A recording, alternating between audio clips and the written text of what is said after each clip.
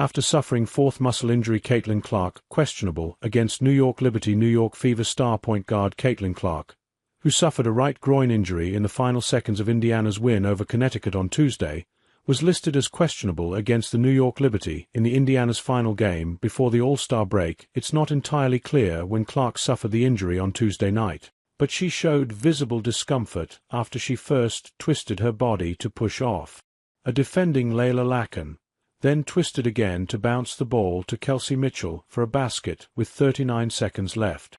As she turned around, she grabbed near her right groin area, her eyes welling up in tears. Connecticut called a timeout at the same time, and Clark walked over to the stanchion, hit her head against it, then walked to the Fever's bench, still holding the area. She was visibly crying, her eyes red, and she put a towel over her head for the rest of the game. Fever coach Stephanie White said there was no update on Clark post-game. She was evaluated both on Tuesday night and Wednesday morning before the coaching staff and team trainers made the decision to hold her out of the game against the Liberty. The extent of the injury is unclear, but it's the fourth muscle injury Clark has suffered since April. She missed Indiana's preseason game against Washington with a quad injury, something she called a little bit of tightness, then strained her quad in late May, missing 5 games.